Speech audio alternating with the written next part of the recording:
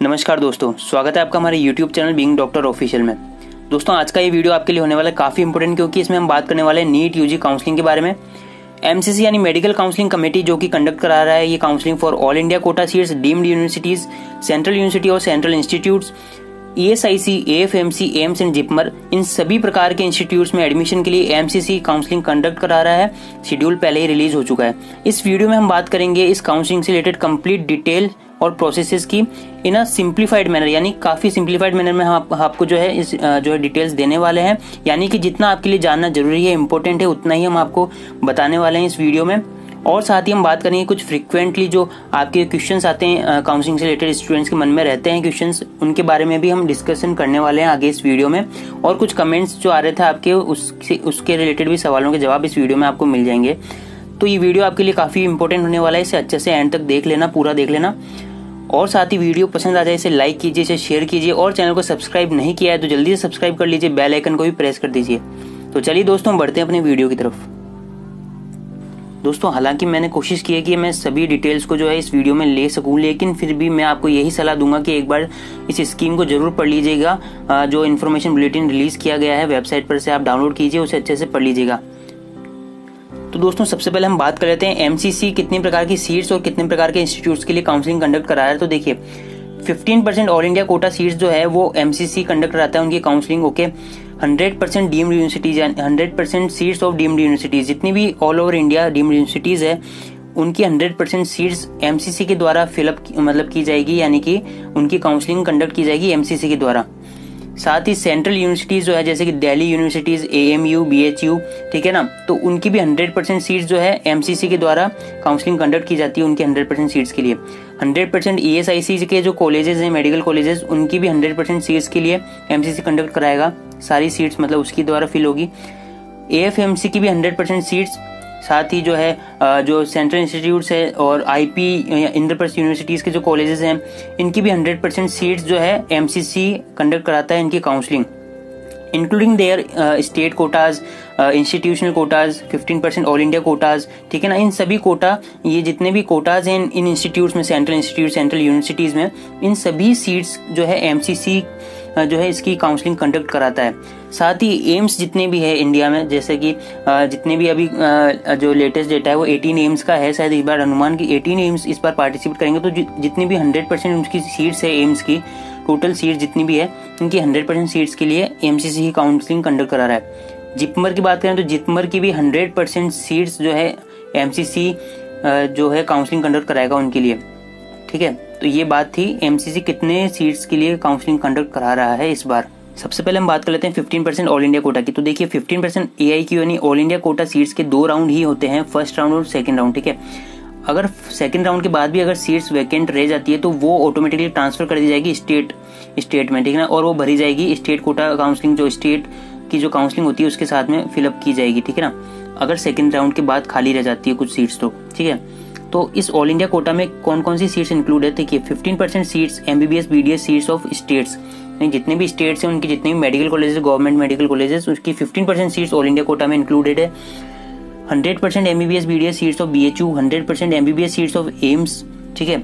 All India quota seats of JIPMER में क्या है कि 2 प्रकार की सीट्स है, ऑल इंडिया कोटा सीट और state quota seat. All India में इसकी जो है जिपमर में 179 सीट्स हैं ऑल इंडिया कोटा में, यानी कि ये जो 179 सीट्स है वो ऑल इंडिया कोटा में आती है। स्टेट कोटा यानी कि जिपमर में स्टेट कोटा है वो 70 सीट्स का है, तो ये 70 सीट्स स्टेट कोटा के द्वारा भरी जाएगी।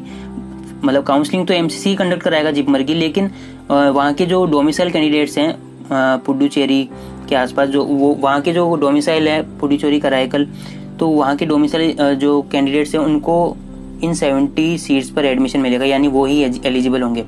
काउंसलिंग एमसीसी ही कराएगा, ठीक है। All India quota seats of AMU, DU, VMMC, ABVIMS, ठीक है ना, Atal Bihari Vajpayee institute of medical sciences, इसके बारे में भी हम आगे बातें कर लेंगे। All India quota seats of faculty of dentistry, Jamia Millia Islamia university. All India quota seats of ESIC, तो ये तमाम प्रकार की सीट्स ऑल इंडिया कोटा में आती है। अब हम बात कर लेते हैं डीम्ड यूनिवर्सिटीज की। तो देखिए 100% सीट्स ऑफ डीम्ड यूनिवर्सिटीज, यानी कि जितनी भी ऑल ओवर इंडिया में डीम्ड यूनिवर्सिटीज है उनकी 100% सीट्स, उनकी सभी सीट्स के लिए जो है एमसीसी ही काउंसलिंग कंडक्ट कराता है। इसमें 4 राउंड है डीम्ड यूनिवर्सिटीज की काउंसलिंग के, राउंड 1, राउंड 2, मोप up round and stray vacancy round. ठीक है, इसके जो शुरुआत के 3 राउंड्स है यानी राउंड 1, राउंड 2 एंड मोप अप राउंड, ये तो एमसीसी ही कंडक्ट कराता है, लेकिन स्ट्रे वैकेंसी राउंड जो है रेस्पेक्टिव डीम्ड यूनिवर्सिटीज ही कंडक्ट कराती है, यानी कि डीम्ड यूनिवर्सिटी अपने स्तर पर वो सीट्स फिलअप करती है। अगर मोप अप राउंड के बाद कुछ सीट्स रह जाती है यानी कि खाली रह जाती है तो डीम्ड यूनिवर्सिटीज को ट्रांसफर कर दी जाती है, वो अपने लेवल पर जो है काउंसलिंग कंडक्ट कराता है, जिसे स्ट्रे वैकेंसी राउंड कहा जाता है। तो जो है उसकी जितनी भी सीट्स खाली रह गई है वो मोप अप राउंड के बाद जो है वेबसाइट पर अपलोड कर दी जाती है, और डीम्ड यूनिवर्सिटीज जो है अपने वेबसाइट पर जो है एप्लीकेशन अलग से, मतलब आपको हर एक डीम्ड यूनिवर्सिटीज में अगर जिसमें भी आपको काउंसलिंग में पार्टिसिपेट करना है, जिस डीम्ड यूनिवर्सिटीज की भी काउंसलिंग में पार्टिसिपेट करना है, तो उसकी वेबसाइट पर जाइए, वहां पर अलग से रजिस्ट्रेशन करना होता है आपको, और जब भी जो स्पेसिफाइड डेट होती है काउंसलिंग की वो फर्दर बता दी जाती है कि जो है इस टाइम पर इस डेट को काउंसलिंग है, तो आपको इन पर्सन वहां पर जाना पड़ता है अपने डॉक्यूमेंट्स और फीस वगैरह सब लेकर के। तो इस प्रकार से प्रोसेस होता है डीम्ड यूनिवर्सिटीज का। ठीक है, नेक्स्ट हम बात कर लेते हैं all India institute of medical sciences यानी कि एम्स की। तो देखिए जितने भी एम्स है ऑल ओवर इंडिया में, उनकी जितनी भी सीट्स है यानी कि 100% seats of all India institute of medical sciences, उन सभी सीट्स की काउंसलिंग एमसीसी ही कंडक्ट कराएगा। इस बार स्पेसिफाइड है, इन्होंने स्पेसिफाई कर दिया है कि 18 एम्स इस बार पार्टिसिपेट कर रहे हैं काउंसलिंग में। टोटल ऑफ 4 राउंड्स होंगे एम्स की काउंसलिंग के भी, राउंड 1, राउंड 2, मोप up round and stray vacancy round.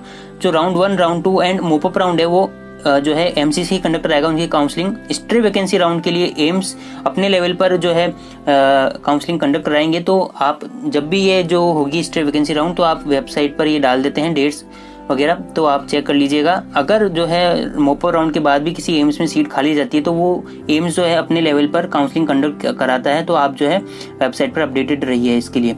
साथ ही यहाँ पर स्पेशल नोट मैं आपको बताने देना चाहता हूँ कि एम्स के खुद की एलिजिबिलिटी क्राइटेरिया और एडमिशन पॉलिसीज होती है, तो आप एक बार जो है एम्स की वेबसाइट पर जाकर के इन्फॉर्मेशन बुलेटिन आवश्यक रूप से पढ़ लें, वहां पर अपनी एलिजिबिलिटी चेक कर लें। बात कर लें रिजर्वेशन पॉलिसीज की, तो देखिए जो ऑल इंडिया कोटा की रिजर्वेशन पॉलिसीज थी वही यहाँ पर सेम रिजर्वेशन पॉलिसी एप्लीकेबल है, आप देख सकते हैं अपनी कैटेगरी के अकॉर्डिंग। नेक्स्ट हम बात करते हैं कि एलिजिबिलिटी कंडीशन, एक बार फिर से आपको बता देता हूँ कि कैंडिडेट को नीट यूजी क्वालिफाइड होना चाहिए। ठीक है, डोमिसाइल फ्री है, यानी कि कोई डोमिसाइल का यहाँ पर वो मैटर नहीं है, यानी कि अगर आप उस स्टेट के डोमिसाइल नहीं है तो भी काम चल जाएगा, इसके लिए डोमिसाइल फ्री रखा गया है एमसी काउंसलिंग को। थर्ड जो है वो है कि candidates are advise to go through the information bulletin at AIIMS at annexure 3 to check eligibility condition. एक बार आप वेबसाइट पर जाइए, वहां पर इन्फॉर्मेशन बुलेटिन डाउनलोड कीजिए, वहां पर अपनी एलिजिबिलिटी चेक कर लीजिए एडमिशन के लिए, बहुत जरूरी है ये। अब हम बात कर लेते हैं ईएसआईसी की। तो देखिए ईएसआईसी के जितने भी मेडिकल कॉलेजेस हैं डिफरेंट स्टेट्स में होते हैं, कई स्टेट्स में नहीं भी हैं, तो इनकी 15% सीट्स जो है वो ऑल इंडिया कोटा की तरह ही ट्रीट की जाएगी, यानी कि इन पर जो अलॉटमेंट है वो ऑल इंडिया कोटा बेसिस पर ही दिया जाएगा।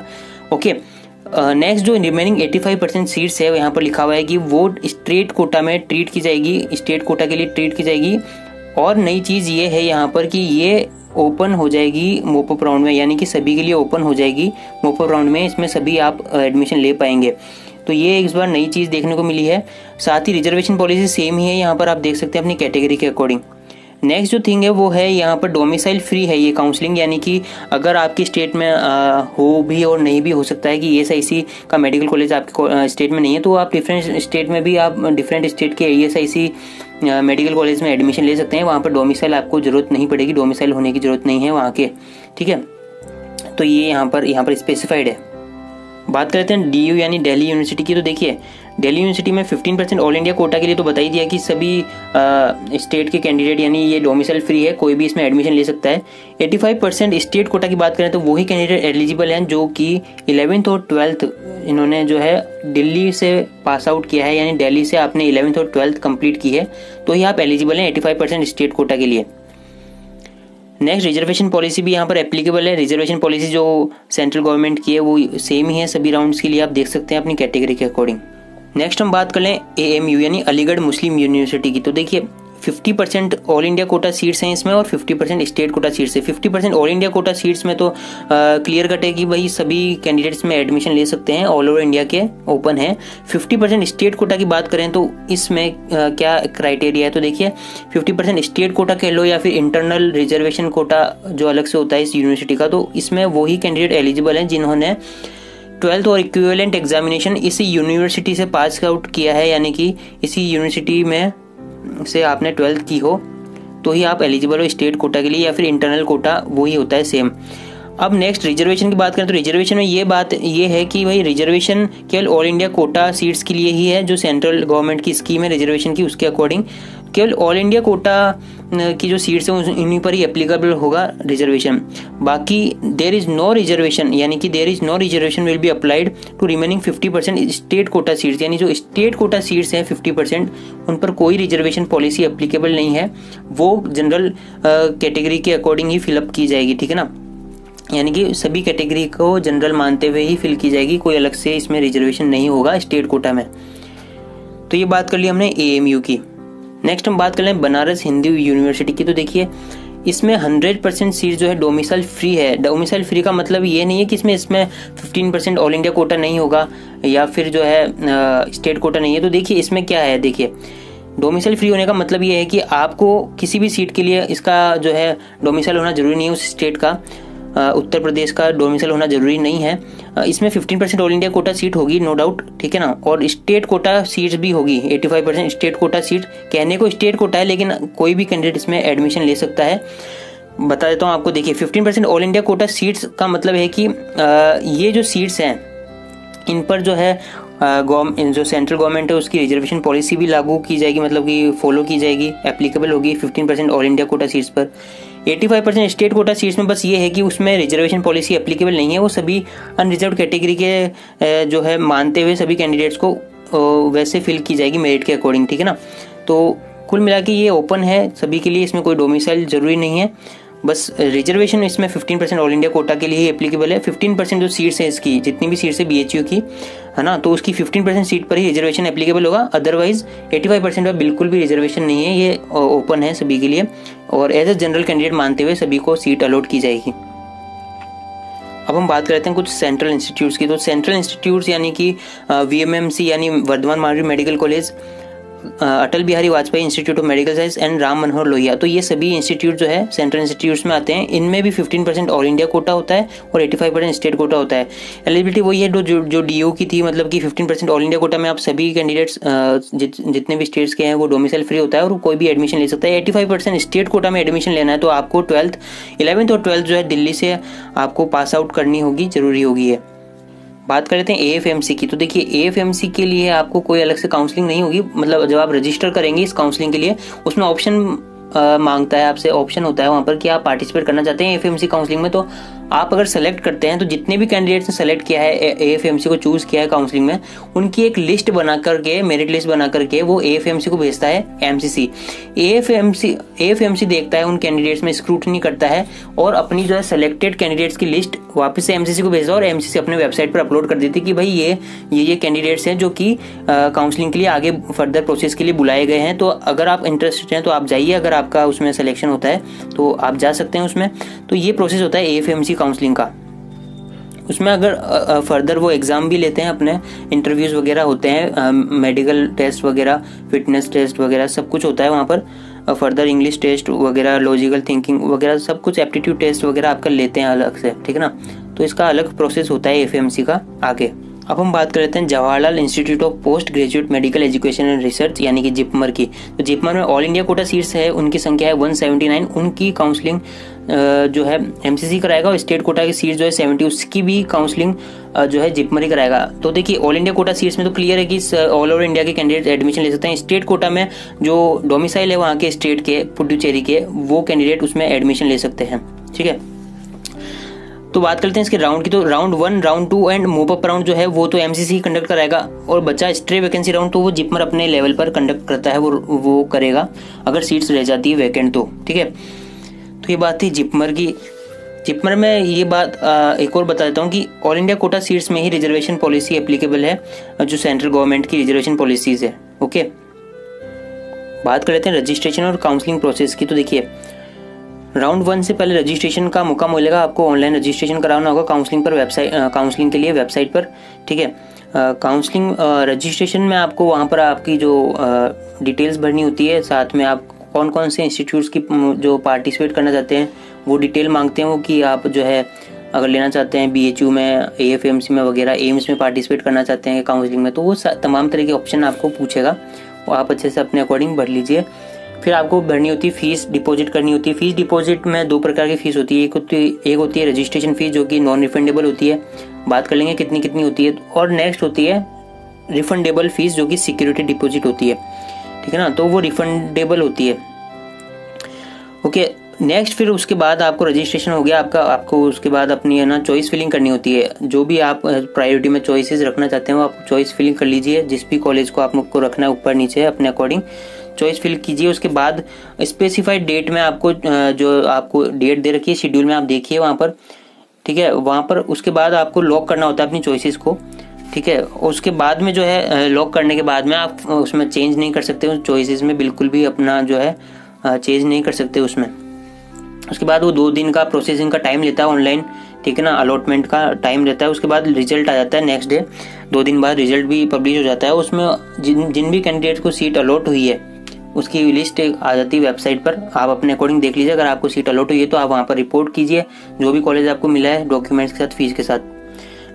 अब नेक्स्ट हम बात कर लेते हैं राउंड 2 की। तो देखिए राउंड 2 जो है अगर सीट खाली रहती है, राउंड 1 में कुछ सीट खाली जरूर रह जाती है, में अगर आपने रजिस्टर कर रखा है और आपको सीट नहीं मिली थी तो आप ऑटोमेटिकली एलिजिबल हो राउंड 2 के लिए, आपको फिर से रजिस्ट्रेशन कराने की जरूरत नहीं है, ठीक है।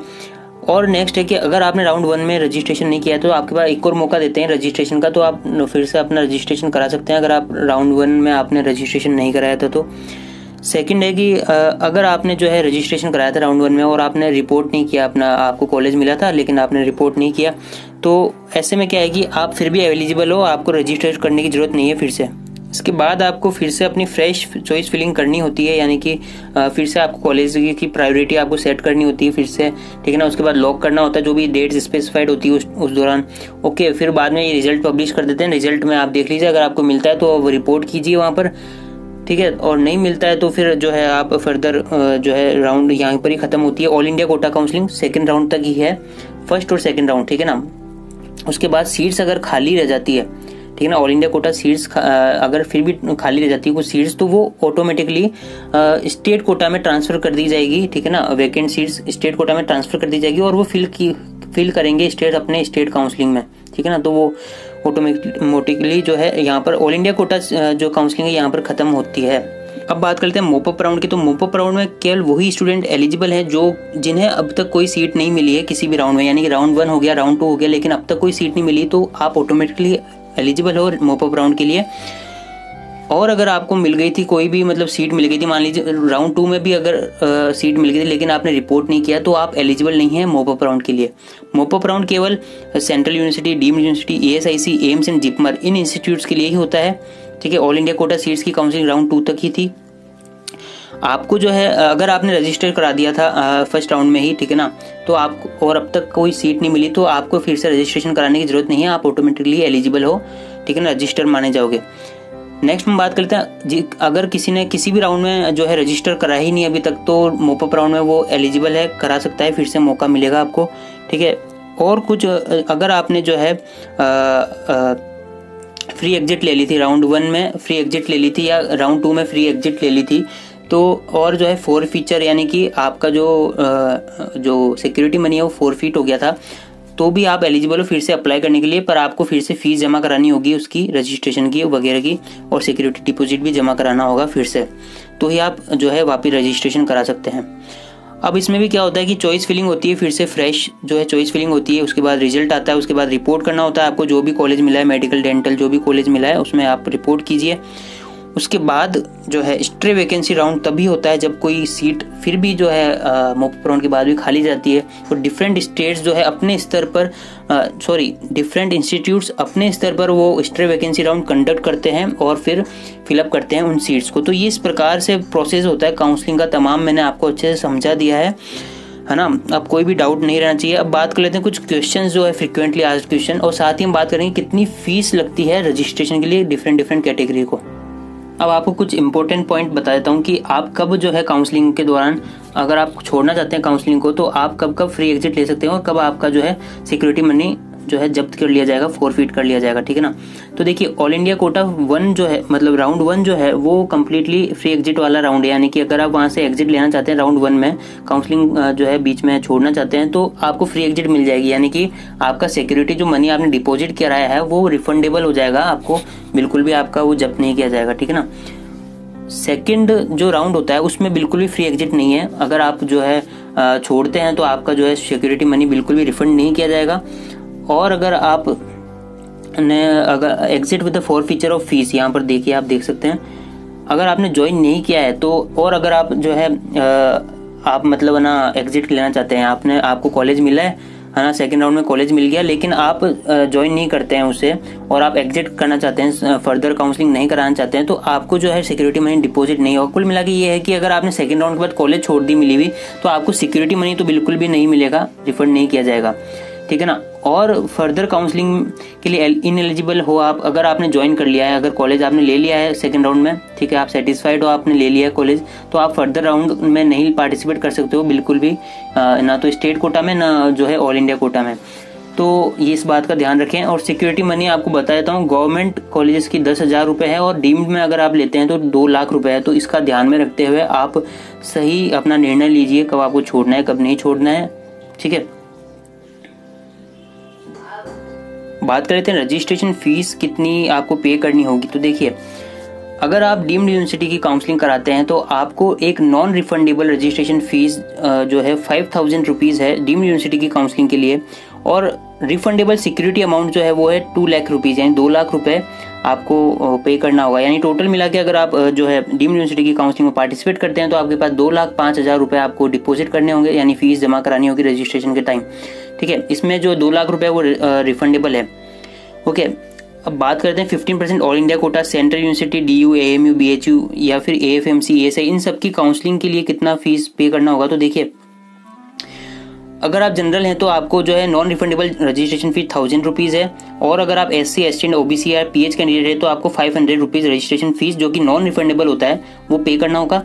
और एक रिफंडेबल सिक्योरिटी अमाउंट इसमें भी डिपॉजिट करना होता है, जो कि 10,000 है जनरल कैटेगरी के लिए और 5,000 है for SC, ST, OBC, PH candidate के लिए। तो अगर आप जनरल कैटेगरी से हैं तो, और अगर आपको जो है ऑल इंडिया कोटा में काउंसलिंग में पार्टिसिपेट करना है तो फिर क्या है कि आपको 10,000 प्लस 1,000 रुपये, यानी कि 11,000 रुपये टोटल जो है रजिस्ट्रेशन के टाइम आपको पे करना होगा एज अ रजिस्ट्रेशन फीस, ठीक है, जिसमें से 10,000 रुपये आपका रिफंडेबल है।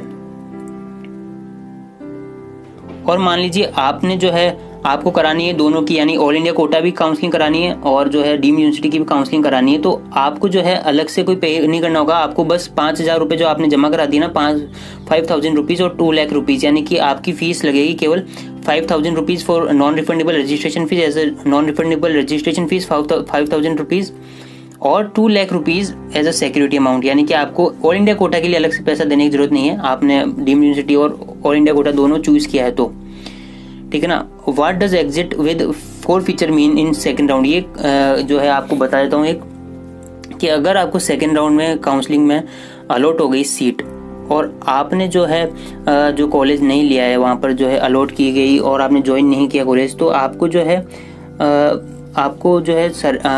जो है वो जो सिक्योरिटी मनी है आपका वो फॉरफिट कर लिया जाएगा, आपको रिफंड नहीं मिलेगा। तो इसका ध्यान में रखते हुए आप एग्जिट लीजिए, ठीक है ना।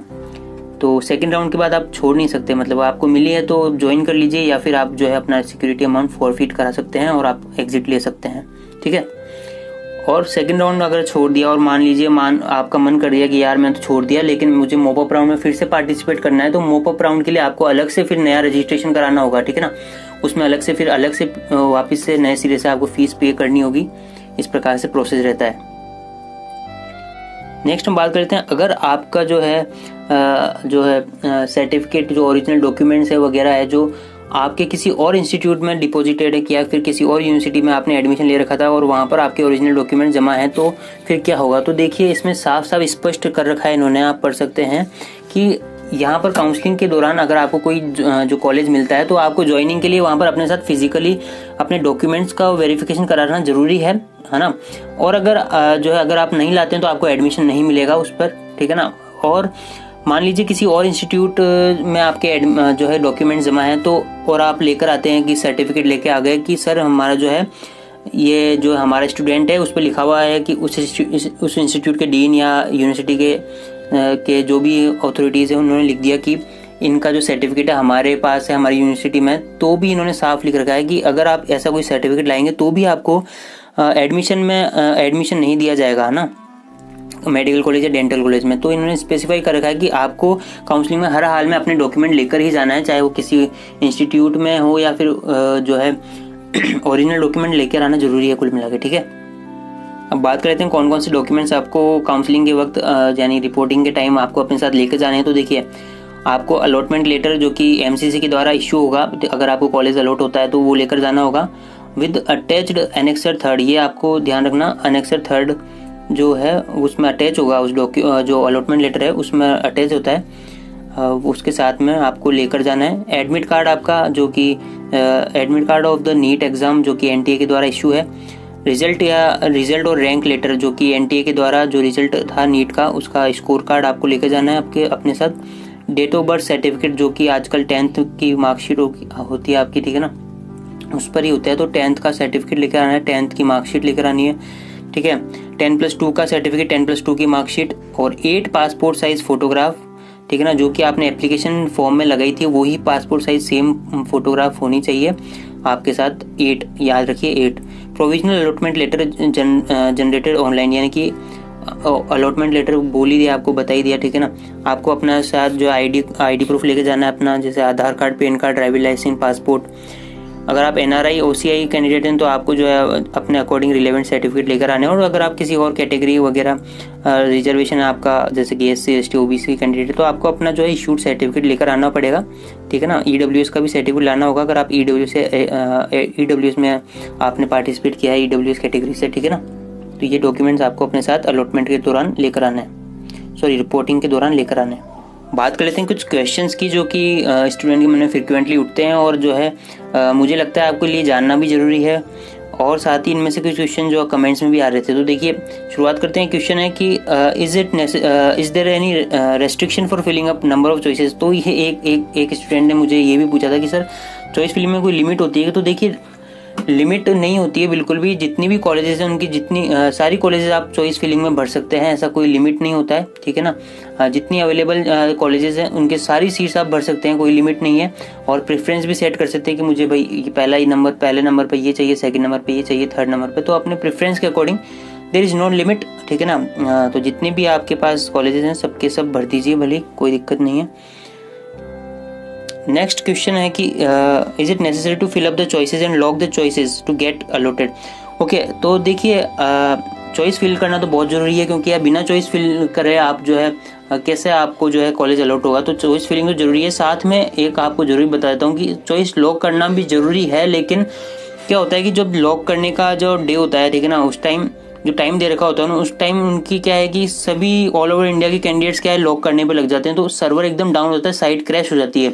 तो इस दौरान आप हो सकता है कि थोड़े पैनिक हो जाओ कि सर लॉक ही नहीं हो रही, तो उसकी टेंशन मत लेना। यहाँ पर स्पेसिफिक जो है क्लियर कट लिखा हुआ है कि automatically locked as per schedule, यानी कि अगर आप लॉक करना भूल भी जाते हैं या फिर लॉक नहीं करते हैं, किसी कारणवश हो ही नहीं पाती, साइट भी नहीं चलती इनकी, हर साल होता है ये, तो देखिए कि तो यहाँ पर लिख रखा है कि ऑटोमेटिकली लॉक हो जाएगी एज पर शेड्यूल, उसकी टेंशन मत लीजिएगा। लॉक करने के बाद आप प्रिंट आउट निकाल लीजिए अपनी चॉइसेस जो भी आपने फिल की है, ठीक है ना, आपके प्रेफरेंस के अकॉर्डिंग प्रिंट आउट निकाल सकते हैं आप लॉक करने के बाद। नेक्स्ट क्वेश्चन है कि is it necessary to join the allotted medical dental college of round 1, ठीक है ना। ये क्वेश्चन है कि अगर आपको राउंड 1 में कॉलेज मिला है तो वो जरूरी है कि वहां पर रिपोर्ट करें ही करें, मतलब उसमें जो है एडमिशन लेना जरूरी है क्या? तो देखिए ऐसा कुछ नहीं है, आप फ्री एग्जिट ले सकते हैं राउंड 1 में। और साथ ही अगर आप चाहते हैं कि यार राउंड 2 में भी पार्टिसिपेट करूं, मुझे अपग्रेड चाहिए, ठीक है ना, अपग्रेड कराना चाहते हैं आप चॉइस में, तो बिल्कुल आप जो है वहां पर चॉइस कर सकते हैं, जो है अपग्रेड का ऑप्शन भर सकते हैं। वहां पर अपग्रेडेशन की जो आप जब रिपोर्ट करेंगे राउंड 1 के लिए, तो वहां पर पूछेंगे कि आप राउंड 2 में पार्टिसिपेट करना चाहते हैं, तो आप विलिंग, तो आप जो है यस कर दीजिए वहां पर, ठीक है ना। तो आपको सेकंड जो राउंड में है उसके लिए एलिजिबल कर दिया जाएगा और आप जो है उसमें पार्टिसिपेट कर सकते हैं सेकंड राउंड में, और फ्रेश चॉइस भर सकते हैं अपने अकॉर्डिंग। अगर जो है कोई कैंडिडेट राउंड 2 के बाद भी नहीं लेता है, ज्वाइन नहीं करता है कॉलेज, तो उसका जो सिक्योरिटी मनी है वो फॉरफिट कर दिया जाएगा। तो ये क्वेश्चंस कुछ जो क्वेश्चन है। नेक्स्ट क्वेश्चन है, if I give consent of upgradation of my choice during first round, and if my choice is allotted, is it necessary to join at college allotted during the second round। यानी कि ये कह रहे हैं कि भाई इस क्वेश्चन के अकॉर्डिंग है कि अगर आपको जो है आपने अपग्रेड का ऑप्शन भरा था सेकंड राउंड के लिए, ठीक है ना, और आपको मान लीजिए अपग्रेड हो भी गया, मतलब कॉलेज मिल भी गया, और आप तो ये क्या जरूरी है क्या, मतलब जो सेकंड राउंड में मुझे अपग्रेड का जो कॉलेज मिला है उसमें ज्वाइन करना जरूरी है क्या, मतलब मैं चाहता हूँ कि अब मुझे फर्स्ट वाला ही मिल जाए, ठीक है ना। तो उस केस में क्या होगा देखिए, तो देखिए उस केस में बस यही है कि आपको जो सेकंड राउंड में मिला है उसी कॉलेज में आपको जो है रिपोर्ट करना होगा। वो फर्स्ट वाला जो कॉलेज है वो आपका चला गया, मतलब ठीक है ना। तो अगर उसमें भी ज्वाइन नहीं करते ना सेकंड राउंड में, अगर आपको जो कॉलेज मिला अपग्रेड हुआ है और आप ज्वाइन नहीं कर रहे हैं तो उस कॉलेज को, तो आपको सिंपली आपका जो सिक्योरिटी मनी फॉरफिट कर लिया जाएगा और आपको फिर से फ्रेश रजिस्ट्रेशन करना होगा अपना मॉप अप राउंड के लिए। तो कुल मिला के यही है कि आपको जो सेकंड राउंड में कॉलेज मिल गया एक बार, तो उसके बाद जो है आप छोड़ नहीं सकते, आपको वही कॉलेज लेना पड़ेगा, फर्स्ट वाला वापस नहीं ले सकते। अब बात करते हैं कौन से कैंडिडेट स्ट्रे वैकेंसी राउंड जो होता है डीम्ड यूनिवर्सिटी और सेंट्रल यूनिवर्सिटी का, उसके लिए एलिजिबल नहीं है। तो देखिए जिन कैंडिडेट्स को जो है किसी सेकेंड राउंड में जो है ऑल इंडिया कोटा या डीम्ड यूनिवर्सिटी के कोटा या फिर सेंट्रल यूनिवर्सिटी में कोई भी मतलब अलॉट हो गया, कोई भी सीट अलॉट हो गई है, तो आप एलिजिबल नहीं है स्ट्रे वैकेंसी के लिए। Candidates allotted a seat of मोप अप राउंड, यानी आपको मोप अप राउंड में भी कोई सीट मिल गई थी तो भी आप एलिजिबल नहीं है स्ट्रे वैकेंसी राउंड के लिए। थर्ड इज वो कैंडिडेट जो कि ज्वाइन सीट इन मोप अप राउंड, यानी कि आपने मोप अप राउंड में ज्वाइन कर लिया है, फिर आप चाहते हैं कि आप मुझे स्ट्रे वैकेंसी राउंड में मिल जाए, तो नहीं, आप जो है एक बार मोप अप राउंड में आपने ज्वाइन कर लिया है तो मतलब आप एलिजिबल नहीं है स्ट्रे वैकेंसी राउंड के लिए। तो दोस्तों इस प्रकार मैंने एमसीसी काउंसलिंग से रिलेटेड सारी डिटेल्स आपको दे दी है और जो इम्पोर्टेंट है वो सारे पॉइंट्स मैंने आपको कवर कर दिए हैं लगभग, ठीक है। तो दोस्तों मैंने हर इंस्टीट्यूट्स वाइज भी बता दिया है और किस प्रकार से क्या एडमिशन प्रोसेस रहता है ना, किस प्रकार के कोटाज होते हैं, रिजर्वेशन पॉलिसीज वगैरह सब कुछ अच्छे से समझा दिया है, और साथ ही जो है क्या फीस रहती है, और कुछ क्वेश्चंस भी जो स्टूडेंट के मन में फ्रिक्वेंटली, जो ज़्यादातर स्टूडेंट के मन में यही क्वेश्चन आते हैं, ठीक है ना, जो मैंने आपको यहाँ पर डिस्कस करे हैं। तो इस प्रकार से तमाम जानकारी आपको दे दी है एक वीडियो में। थोड़ी वीडियो लंबी जरूर हो गई, लेकिन दोस्तों आपके लिए जो है थोड़ा मैंने सोचा कि भले ही लंबी हो जाए लेकिन सही जानकारी और थोड़ा इंपॉर्टेंट पॉइंट्स जो है आपको मैं यहाँ पर डिस्कस कर दूँ। तो बस दोस्तों वीडियो में बस इतना ही। वीडियो पसंद आ जाए इसे लाइक कीजिए, इसे शेयर कीजिए, और सब्सक्राइब नहीं किया तो जल्दी से सब्सक्राइब कर लीजिए। वीडियो में बस इतना ही दोस्तों आज के लिए, मिलते हैं अगले वीडियो में, तब तक के लिए जय हिंद।